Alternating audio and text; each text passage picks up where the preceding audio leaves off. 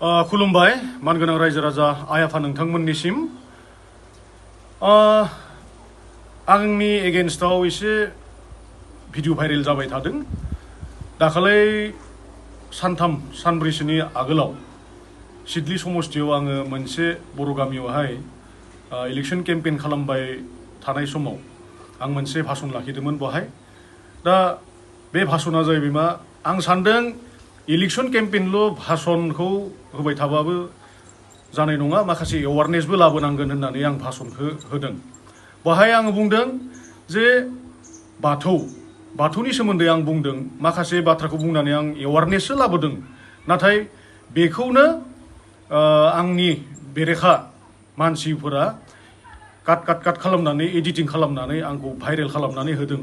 आं बेखौनो खावलायनो लुगैदों बिथांमोनखौ, हायोब्ला बिथांमोना मानो काट खालामनानै मानो एडिटिं खालामनानै बेखौ दामबाय थादों। आंजों फैनानै डाइरेक्ट फेस टु फेस रायलायफै। आं बहाय होमबा खालि माबायदि भाषण होदों मानो पुरा होजोबाखै बिथांमोना भिडिअखौ।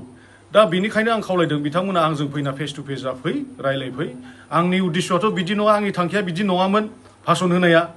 आं जास्ट रायजोफोरखौल' एवारनेस होनो थाखाय आं बेखिनिखौ बुंदों जे आं सानदों पलिटिकेलि माने बक्तृताल' बा भाषणल' लाखिनानै मा जानो, एसे ससियेलि एवारनेसबो होना गालांनि आरो एडुकेसनेल बिथिङाव फंनैसो बुंना गालांनि होननानै आङो बाथौखौ बुंबाय। आं बुंदों जे जोंना बाथौ दुलाराय बर' फरायसा आफादनि समाव आङो लं मार्चआव थानाय समाव आं न'खर हाबनानै नुबोदों जे सोरनियाबा बिदिनो नंमारगौ, बाथौआ एसे बेराफोरा बायनाय नुबोदों, खाला लगायग्रा आलारि बाथिया एसे गोग्लैना थानाय, बेफोरखौ नुबोनायसो आं बेखौ बुंदों। जाहाथे जों सानफ्रोमबो इसोरखौ मोजाङै खुलुमनो हायो, इसोरखौ मोजाङै सिबिनो हायो, अब्लासो न'खराव गोजोन थासारि सान्ति फैयो, दुखु खैफोद फैनो हाया। बेखिनि बाथ्राखौसो आं बुंदों आरो एवारनेस होदों जे जाहाथे जोंहा खालाफोरखौ माने आलारि बाथिफोरखौ मोनसे बाराव बा मोननै बारावल' लगायनो नाङा, हायोबा सानफ्रोमबो लगायनांगौ, होमबासो न'खरा सुख सान्ति थायो होनना बुंदों। आरो मोनसे बुंबावदों, सानफ्रोमबो बेदर जानो नाङा न'खराव, जे जाबाय थायोब्ला मा लक्ष्मिया एरा होयोब्ला माइ माइरं माने अभाब जायो, थोस्लाबा जायो, बेफोर खोथाखौसो बुंदों। आरो माखासे आं बुंदोंमोन इडुकेसननि बेलायाव बेखौनो बुंदों जे जोंहा 25-30 लाख बर'फोर बे बुहुमाव थांनानै दङ।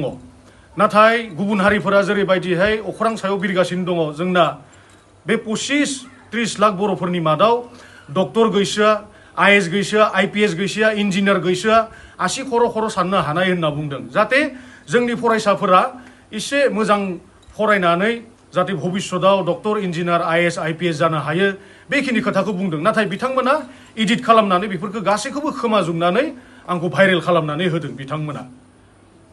आं बिथांमोनखौ खावलायो, दा बिथांमोना भिडिअखौ फुल होआलाबासिनो पलिटिकेल बेनिफिटनि थाखाय एडिटिं खालामनानै काट खालामनानै बिथांमोना भिडिअखौ हगारनानै होदों। जुदि बिथांमोना साहस दोङोबा आंजों रायलायफै। आंनि नाम्बारा 8822077206। खनसेबाव बुंबावदो मानगोनां रायजो राजा नोंथांमोन, 8822077206। आंखौ थोंजोङै रायजो राजा आइ आफा बिथांमोना फन खालामनो हायो।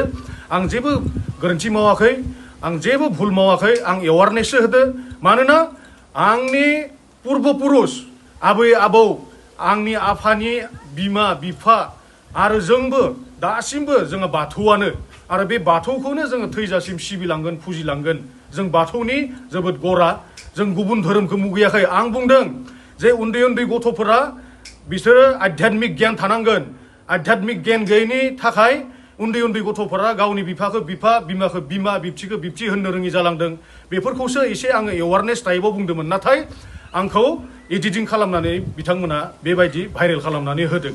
रायजो राजा नोंथांमोन, आइ आफा नोंथांमोन, बे भाषण होनायनि गेजेराव दाख्लैबावै माबाफोर आं गोरोन्थि खालामफ्लांदोंबा बा बुंफ्लांदोंबा रायजो राजा नोंथांमोना आंखौ निमाहा हो।